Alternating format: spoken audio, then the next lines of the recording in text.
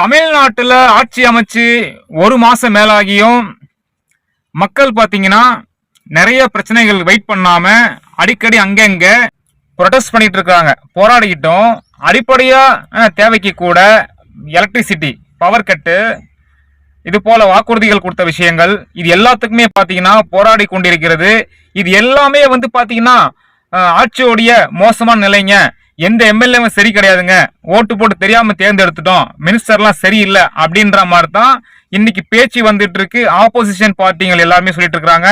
இது எந்த அளவுக்கு உண்மைன்றது போக போக தான் தெரியும். அதனால வந்து ஆட்சி அமைச்சு ஒரு 6 மாசம் ஆகட்டும், அதுக்கப்புறம் அந்த ஆட்சியோடைய நிர்வாகத்திறன் எப்படி இருக்குது, சொன்ன வாக்குறுதியெல்லாம் செய்யறாங்களா அப்படின்றது தான் டிஎம்கே உள்ளிட்ட ஆப்போசிஷன் பார்ட்டி எல்லாமே இன்னைக்கு சட்டசபையிலையும் பத்திரிகையிலையும் சொன்ன விஷயம். அதையும் தாண்டி நிறைய விஷயங்கள், போராட்டங்கள் நடந்துட்டு இருக்குது. இது விஜய் அரசுக்கு பெரிய நெருக்கடியா? இதையும் தாண்டி நடிகை விஜய், அதாவது முதலமைச்சர் விஜய் வந்து இன்னும் எதுவும் சொல்லாம இருக்கிறாரு, வாயை திறந்து. நிறைய கற்பழிப்புகள், பெண் குழந்தைங்களுக்கு பலாத்காரம் நடந்திருக்கு. இதெல்லாம் எப்போ பேச போறாருங்க, என்னங்க பேசாம இருக்காரு அப்படின்றது எதிர்த்தரப்புல மக்கள் சொல்லிட்டு இருக்கிறாங்க.